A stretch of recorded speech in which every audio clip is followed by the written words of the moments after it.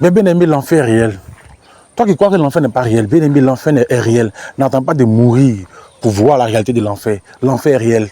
Si je dis de suite là, si je dis de suite là, que les États-Unis n'existent pas, est-ce que c'est parce que j'ai dit que les États-Unis n'existent pas que cela pour autant est vrai? Non, c'est un pays qui est bel et bien réel.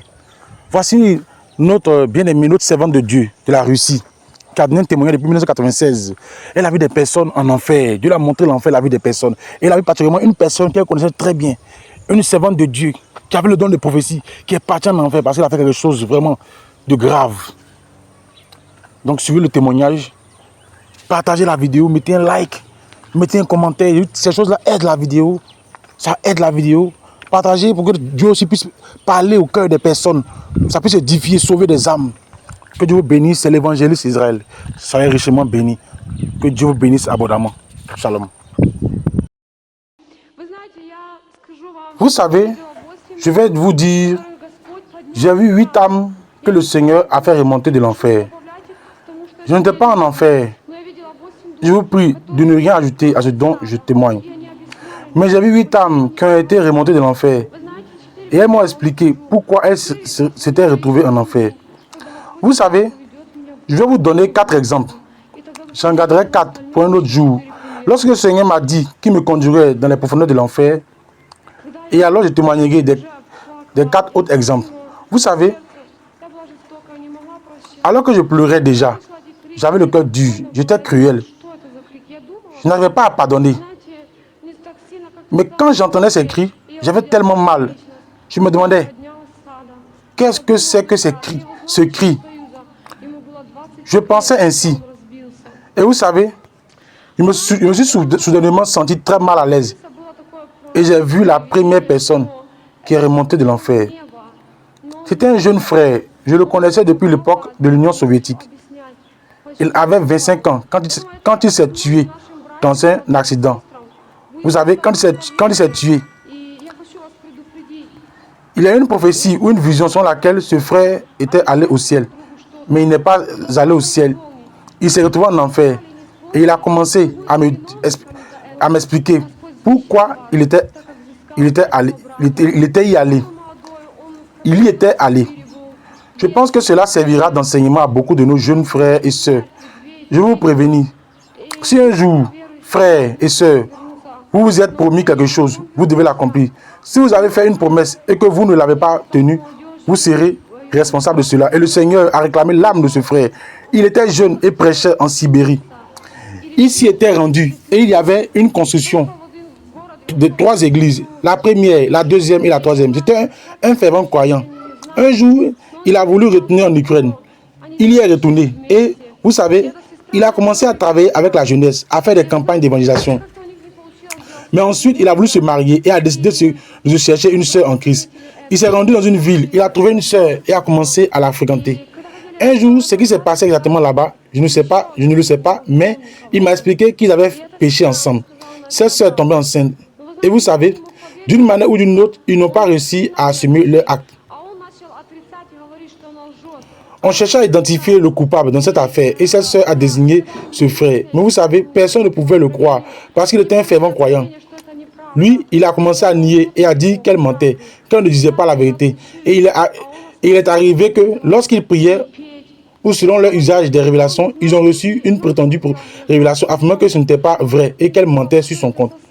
En réalité, vous savez, elle a été excommuniée alors que lui a continué à prêcher et à chanter. Mais il disait qu'il savait pertinemment qu'il avait commis un péché. Il savait qu'il était le coupable, mais il ne voulait pas faire honte à son père, faire honte à son père, car son père était pasteur. Il disait, cela me tourmentait. Le Seigneur me poussait à retourner vers cette sœur, à l'assumer, car après tout, j'avais commis un péché avec elle.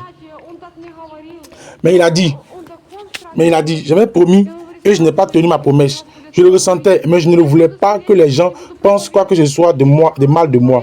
Peu de temps après, les larmes de cette sœur ont mis fin à sa vie par le jugement divin. Et il est allé en enfer sans être repenti. C'était un homme de 25 ans. Et vous savez, il me parlait ainsi, mais il parlait avec une telle terreur. Il disait, je crois quand même que le Seigneur me fera sortir d'ici et que j'irai témoigner et prêcher. Je serai une personne de bien. Je dirai la vérité et je retrouverai cette sœur. Il me parlait ainsi, frères et sœurs. Ces gens sont remplis d'espoir. Il m'appelait Am. Il connaissait mon nom. Mais je n'ai pas entendu mon nom là-bas. Il disait, Am, pourquoi es-tu venu ici? Tu avais pourtant plus d'opportunités que moi. Pourquoi tu es venu ici? Là-bas, ils ne flattent pas. Frères et sœurs, ils ne sont pas hypocrites. Ils disent la vérité. C'était la première personne que j'ai vue là-bas.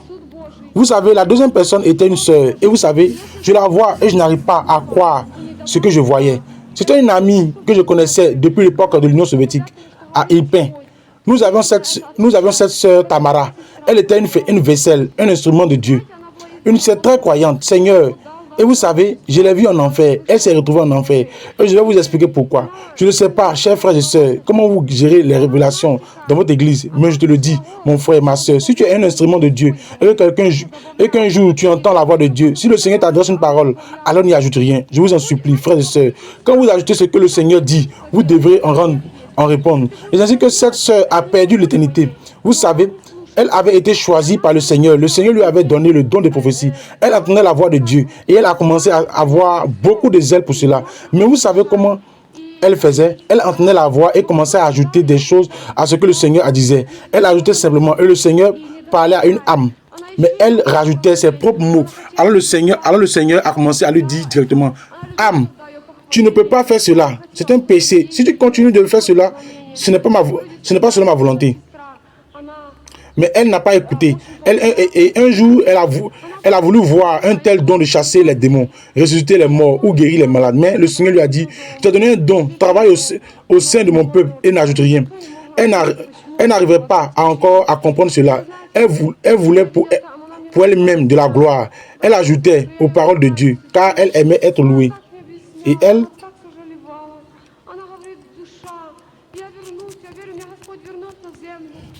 elle voulait qu'un signe lui apparaisse pour que les gens disent, voilà cette sœur, elle est très populaire. Et vous savez, elle était âgée. Elle avait plus de 50 ans. Et je me souviens, quand nous devions avoir une réunion chez elle, nous sommes arrivés dans sa maison. Elle était déjà morte, mais personne ne pouvait comprendre pourquoi c'était arrivé ainsi. Et vous savez, je l'ai vue là-bas. Elle a commencé à m'expliquer. Frère et sœur, je connais tellement bien cette sœur. Elle m'expliquait et elle regrettait tellement. Elle disait, mon âme, je reviendrai. Je crois que le Seigneur me ramènera sur terre et je témoignerai. Je reviendrai et je dirai la vérité aux gens. Je n'aurai plus à rien rajouter et je ne le ferai plus jamais. Je connaissais Dieu. Pourquoi ai-je fait cela? Et vous savez, frères et sœurs, ils sont là-bas dans le feu. Ce n'était pas comme si j'étais dans la fumée. Ils étaient dans le feu. Et elle pleurait tellement que mon cœur s'est rempli de pitié pour elle. J'ai cru qu'il n'allait pas tenir. Et elle suppliait intensément. Et elle s'est retrouvée là-bas. Elle s'est retrouvée là. Elle expliquait pourquoi elle s'y était retrouvée. Elle en était consciente, mais elle disait qu'elle avait entendu une voix qui l'avait avertie à maintes reprises de s'arrêter et de ne plus en rajouter. Mais elle n'a pas écouté. Et elle s'est retrouvée là pour cette raison. Et quand elle a, vous savez, commencé à demander à Dieu d'agir, le Seigneur lui a dit de prier. Mais elle n'a pas écouté. Et un jour, elle s'est mise à genoux chez elle, le jour où le peuple de Dieu devait venir dans sa maison pour prier. Elle s'est levée et a dit, Seigneur, je pense que Satan a plus de pouvoir que toi. Il donne immédiatement de la force et de l'action à ses serviteurs. Tandis que toi, tu as moins de pouvoir que Satan. Et le Saint-Esprit a dit, Seigneur, retire-moi de cette âme. Le Seigneur a immédiatement retiré le Saint-Esprit et Satan a frappé sa chair et elle s'est emparée de son âme. Et elle a juste eu le temps de se lever du sol pour s'allonger sur son lit et plus jamais elle ne s'est relevée. Et frères et sœurs, on ne peut pas faire de reproche au Seigneur. Je ne sais pas, cette sœur a fait un reproche une seule fois et ce fut sa fin. Elle s'est retrouvée en enfer. Je vous le dis et je vous le répète, vase de Dieu. Si le Seigneur vous dit un mot, n'en dites pas deux. Vous savez, la troisième personne était également une sœur. Elle a accompli énormément de bonnes œuvres. Et vous savez comment elle me l'a expliqué? Elle était capable de donner ses derniers biens à quelqu'un d'autre, quitte à rester affamée pendant 3 jours. Et elle donnait sans jamais avoir le regret. Cela plaisait au Seigneur. J'ai vu qu'il y avait une feuille. Et sur cette feuille, il inscrivait toutes les bonnes actions qu'elle avait accomplies. Elle était très vertueuse. Mais ensuite, j'ai vu que chacune de ces bonnes actions était comme comme rayée, barrée. Vous savez, je n'arrivais pas à comprendre. Mais quand elle a commencé à m'expliquer, j'ai alors compris. Lorsqu'elle accomplissait ses bonnes œuvres, elle allait raconter aux autres le bien qu'elle avait fait. Elle cherchait aussi à être aimée et complimentée pour cela. Et à l'instant même où elle racontait ce qu'elle avait fait, le Seigneur barrait son action. Finalement, elle est arrivée là-bas, les mains vides, sans fruit. Elle n'avait pas commis d'adultère, elle n'avait commis aucun péché flagrant, frères et sœurs. Elle est simplement arrivée sans fruit. Et quand elle a vu qu'elle n'avait aucun fruit à présenter, elle a su que sa fin était l'enfer. Elle le savait. Elle a raconté qu'un jour, le Seigneur l'avait averti de ne pas agir ainsi, afin que sa main gauche ne sache pas ce qu'elle faisait sa main droite. Elle connaissait cet avertissement, elle entendait cette voix, mais elle n'a pas obéi, elle aimait qu'on la complimente, et ainsi toutes ses œuvres ont été vaines. Elle n'a pas commis de faute grave en soi, il n'y avait pas de péché en elle, mais elle est arrivée sans fruit. C'est pourquoi, mes amis, je vous appelle, mettez-vous à l'œuvre, allez travailler, c'est très important. Vous pourriez être de bons croyants, ne faites de bons croyants. C'est très important, vous pourriez être de bons croyants. Ne faites de mal à personne. Mais si vous restez assis au fond, sans porter de fruits, sachez que votre fin sera l'enfer.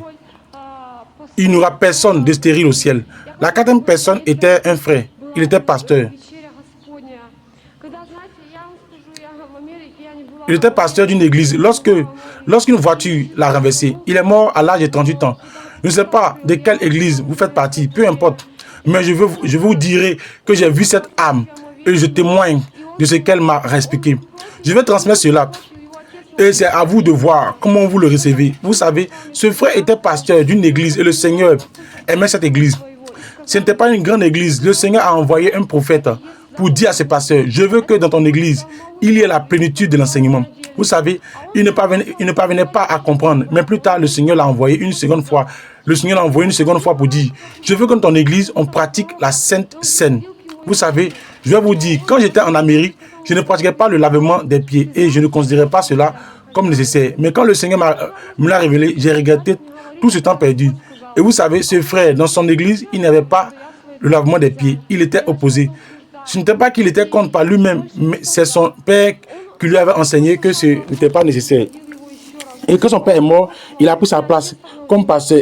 Il restait sur cette position. Mais le Seigneur a envoyé son serviteur lui dit, tu dois le faire, car c'est un commandement de Dieu. Le Seigneur a donné un nouveau commandement. Il a démontré par les actes. Mais lui, vous savez, il a commencé à contredire ce frère en disant, frère, c'est le Seigneur qui l'a dit. À maintes reprises, le Seigneur l'a interpellé à travers ce prophète qui venait lui parler. Mais un jour, il s'est approché de ce prophète et lui a dit, tu sais quoi, dans mon église, c'est moi le maître. Et ce frère a commencé à lui dire, mon petit frère, ne parle pas ainsi. C'est le Seigneur qui a parlé. Mais il a répondu, je te le répète encore une fois, dans mon église, c'est moi le maître. Il a commencé à affirmer cela avec force. Et plus jamais, ensuite, le Seigneur a envoyé de ce prophète l'avertir une dernière fois. Mais il s'est entêté en disant, mon père m'a enseigné ainsi, et c'est ainsi que je comprends les choses.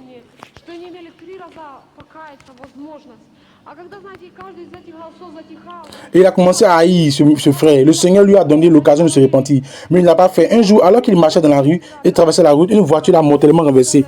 Il s'est retrouvé en enfer parce qu'il disait, je suis le maître dans mon église. Frères et sœurs, écoutons la parole du Seigneur et ce qu'il dit à nos églises. Je ne sais pas. Ce n'est pas mon rôle d'enseigner. Je dis simplement que cette âme a fini en enfer parce qu'elle prétendait être le maître. Alors qu'en réalité, elle n'était que chair. Tout comme vous comprenez. Mais le Seigneur a dit, si un jour le Seigneur dit quelque chose à votre cœur, accomplissez-le. Faites-le. Si vous ne le faites pas, le Seigneur vous en demandera compte. Vous le savez, et ces âmes m'ont expliqué. Elles m'ont dit qu'elles avaient eu la possibilité de se repentir à 3 reprises. Et vous savez, lorsque chacune de ces voix s'est tue, je les ai entendues dire si loin déjà, mais nous avons eu bien plus de 3 occasions de nous repentir. Oui, mes chers, je vous le dis, aujourd'hui c'est déjà écoulé. Parce qu'une journée, ou plutôt une autre partie de la journée a commencé. Vous vous êtes levé ce matin et vous savez-vous dans quel état d'esprit vous étiez en marchant vers cette maison de Dieu. Lorsque vous êtes venu dans cette maison de Dieu, êtes-vous venu avec la prière?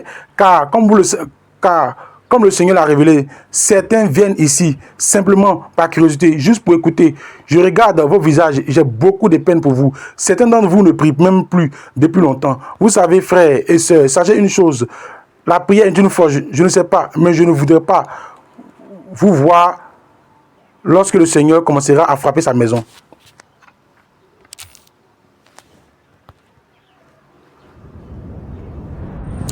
Bien-aimé, toi qui es encore dans le monde, toi qui joues avec le péché, toi qui es encore dans les choses du monde, toi qui es là, mèche, maquillage, boucle d'oreille, toi qui es dans le mensonge, non, ça ne fait rien, Dieu comprend. Non, on peut mentir un peu, toi qui voles, qui escroc, toi qui peux arranger ta vie, toi qui ne sais pas à plaire à Dieu, je t'encourage à réellement donner ta vie à Jésus-Christ. Abandonne la vie du monde, les mèches, les maquillages, la colère, l'orgueil, et crie à l'Éternel pour ton salut. Dis Seigneur, sauve-moi de l'enfer. Seigneur, aide-moi à aller au ciel. Il faut toujours crier, bien-aimé, c'est de crier à l'Éternel. Demander sa miséricorde. Bien aimé, il faut demander la miséricorde de l'Éternel. Toujours, Seigneur, fais-moi miséricorde. Je vais aller au ciel. Seigneur, aide-moi, je vais aller au ciel. Seigneur, aide-moi, je vais aller au ciel. Seigneur, j'ai besoin de ton secours. Je ne veux pas aller en enfer. Seigneur, viens m'aider. Seigneur, pardon. Crie à l'Éternel pour ton salut. Crie à l'Éternel pour le salut de ta femme, de ton mari, de tes enfants. Crie à l'Éternel pour le salut des païens. Crie à l'Éternel pour le salut de ton église. Prie pour tes frères et sœurs en Christ. Priez même pour moi. Prions pour les uns pour les autres. Demandons la miséricorde de Dieu afin d'atteindre le ciel. Que Dieu nous bénisse abondamment. Vous avez la possibilité de nous contacter sur ces numéros qui s'affichent.